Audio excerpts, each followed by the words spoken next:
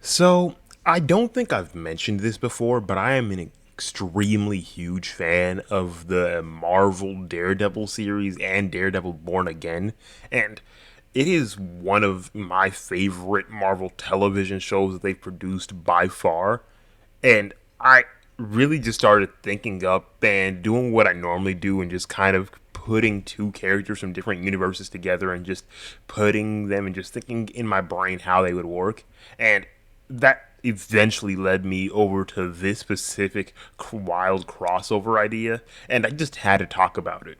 And that idea obviously being why Daredevil would be perfect in Gotham City and why he would be perfect for the Gotham infrastructure and would be so insanely in sync with the Bat family. Daredevil is a street level hero to his core. Unlike somebody like Spider Man who occasionally gets tangled up in cosmic level threats or whatever have you, Matt Murdock is almost always dealing with grime, corruption, and gang wars in the heart of New York City's Hell's Kitchen. And specifically, if you swap Hell's Kitchen for something like the Gotham Narrows, it is basically the exact same ecosystem. Crime bosses pulling the strings, corrupt officials letting the city rot, and ordinary people just trying to survive. Daredevil's Catholic guilt and inner struggles also perfectly align with Gotham's tone. Batman operates in a city where morality is tested every single night, and Daredevil has lived his entire life caught between being the lawyer who believes in justice and the vigilante who delivers it. Gotham is basically a mirror to Matt Murdock's world, just turned up to 11. Like, Daredevil grew up in Hell's Kitchen, surrounded by poverty, crime, and corruption. His father was a boxer who was murdered for refusing to throw a fight, and while young Matt was blinded saving a man from being hit by a truck, he obviously became the person that we know today. Out of that tragedy came heightened senses, his resilience, and his extreme sense for justice. And the main reason why I bring all of this up is because that story, no matter how different it kind of seems in general, is still very similar to that of Bruce Wayne. Because when you compare that to Bruce, who lost his parents in an alley and built his entire life off that trauma, you see the similarities start to build right there. Obviously, Matt got the powers via the way that he got hit with the ooze and all of that. But still, no matter what, they were both raised by parents who actively had fairly strong moral compasses, and that eventually led them on the path to who they would eventually become. Right away, Daredevil's background sets him up to understand Gotham's pain, and automatically sets him up to be fairly intact and easily enamored into the Gotham ecostructure just off of the sheer being of him being raised in a world exactly like it. Daredevil and Batman are basically parallels. Both are defined by that tragedy. Both turned their trauma into a purpose, building their lives around fear and justice. But the difference? Batman is defined by control, while Daredevil consistently struggles with losing it.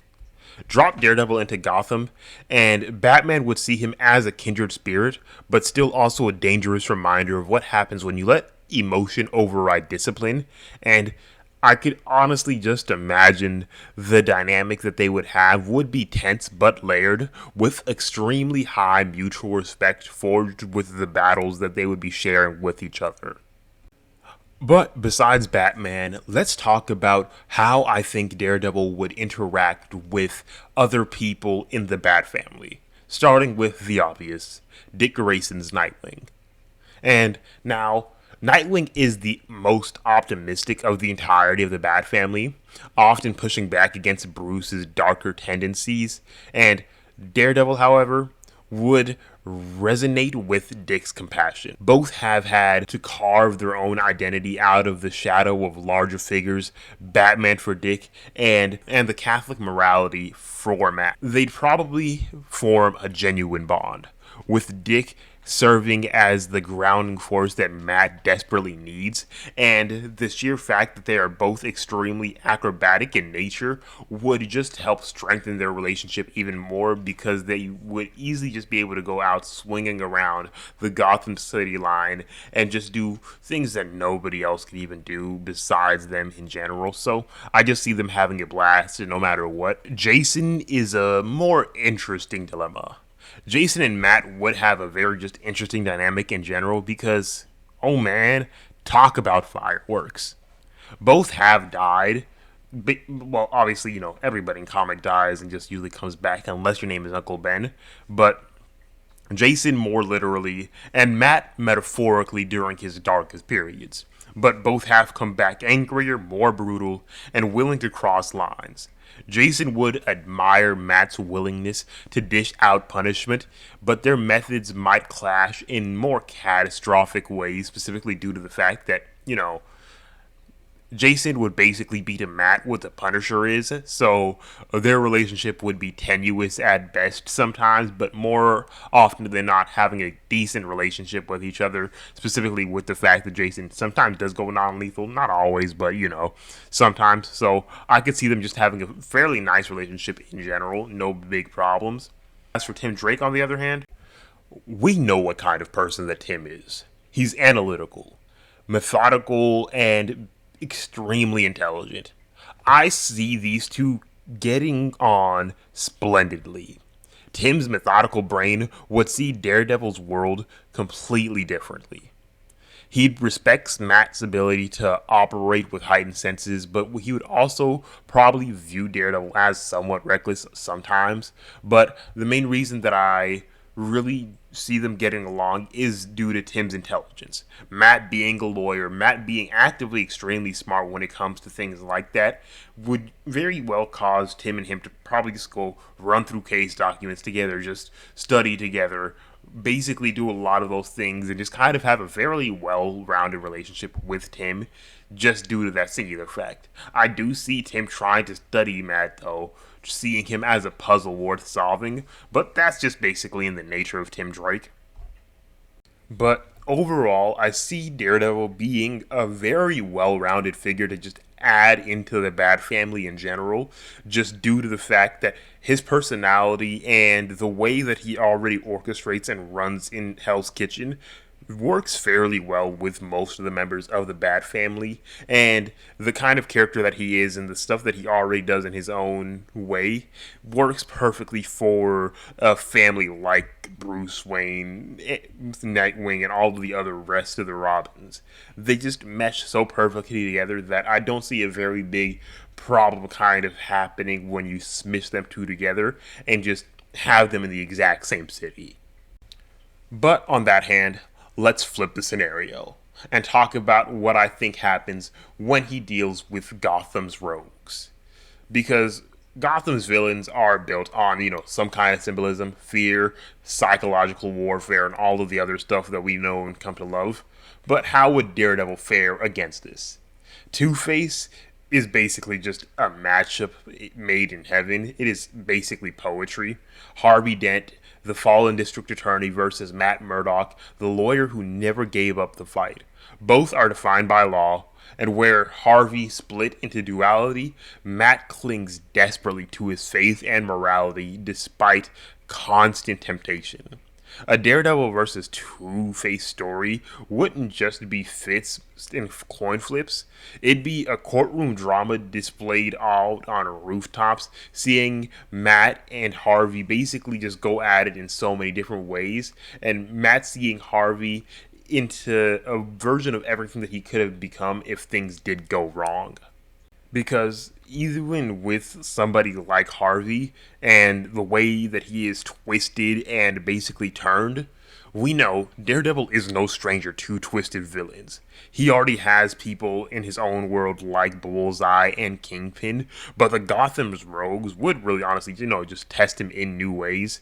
Obviously, like people like Two-Face that would basically test Matt in a version of somebody that he very easily could have been in a situation where things just completely went south.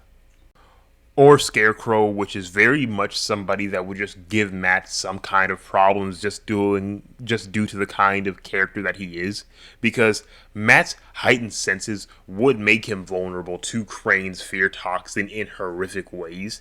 Because yeah, while him being blind does stop one of the more obvious side effects of the fear toxin, which is just the hallucinations and all of that, Daredevil hearing voices of everybody that he couldn't save, or the screams echoing in his head, or literally just anything like that, would still be taking a toll on him no matter what. Just due to the fact that he can't see the victims that he's lost, doesn't mean that he's not going to be able to hear them, or just have it just take over his other senses to still make him fear. But he is no stranger to fear. Just like Batman, he has gone through some of the worst stuff imaginable. So he might have not as good as a reaction that Batman has, but he wouldn't be a slouch dealing with the fear toxin in any way, shape, or form. And obviously, the man of the hour, Joker, would just be an interesting dilemma. Joker versus Daredevil would be brutal. Matt's Catholic guilt and Joker's nihilism would clash hard. Joker would view Matt as the ultimate punchline, a man of faith trying to bring order to chaos. And Daredevil's no kill rule might crumble in the face of Joker's endless murders, but also due to the fact that I see Joker kind of treating Matt the same way that he treats Bruce. He will always go with one bad day can make any man go mad, and Matt Murdock is just another man that is exactly on that line, that is always so close to going so bad so fast. So I see Joker automatically having a field day trying to get Matt to go bad in whatever way that he could possibly find. But besides those more specific kinds of villains that we have, there is one other type of crime that exists in Gotham that would be Daredevil's specialty, and that is Gotham's crime families. Specifically, Daredevil versus the mob. Because we all know if there's one place that Daredevil would thrive in Gotham, it is in a war against the crime families. Gotham is practically run by Falcone and Maroni, and specifically their syndicates. Much of how Hell's Kitchen is strangled in a tight grip and chokehold by Kingpin's empire. Daredevil's experience dismantling mob networks and, all of those other things would make him a nightmare for Gotham's underworld. He'd infiltrate their meetings, use basically everything that he's already learned on his own end to uncover hidden weapons, secrets, and everything else like that. And this is where I think him and Jason would most specifically bond, because of the sheer fact of him being able to just infiltrate their meetings. Him basically finding ways to almost completely erode their control, because unlike Batman, who uses fear as his primary weapon, Daredevil will be using his legal mind in court by day and then fists by night, hitting the organized crime from both sides of the law. But this would also put him in, direct conflict with Batman's methods, because Bruce often plays the longer game with the mob, while Matt is going to be more personal and visceral, specifically with them. And this would most definitely cause problems with the rest of Gotham, specifically the cops and other lawyers and the mayor and all of that specific thing, especially if the mayor's the Penguin specifically at that point in time. But no matter what, Daredevil does have the capabilities of defending himself, so that really isn't a problem, and that alone would just cause him to have a very good relationship with somebody like Commissioner Gordon, just due to the fact that there's at least one cop that he can easily know he can trust. So when he's doing his lawyer work, there's at least one person on the law side that he's going to be able to confide in and help with his cases and help with anything that he's trying to do, just as some sort of backup in terms of the daylight when he's doing his normal day-to-day job. But yeah, with all that said, I truly do think that Daredevil would be perfect in Gotham. He would be perfect in the Gotham City. He would be perfect in the DC universe in general, just as long as you keep him in areas like this. But he would just be a nice addition to the Bat family if he was in the universe. And with all of the DC X Marvel crossovers that we're going to be getting in the next month, anyways, I would love to see a variation and a situation where these two do possibly end up meeting, and he does potentially meet some of Gotham's bads. Got like some of Gotham's big bads in some way, some form, but maybe not. But yeah, with all that said and done, I do hope that you guys did enjoy this video, and I hope that you guys maybe check out other videos that I've posted. Make sure to leave a like, subscribe to the channel, hit that notification bell for more videos like this. Maybe join my YouTube membership to help me out and make me be able to post more videos like this on a quicker format. But yeah, with all that said, I will see you guys in the next video. Peace.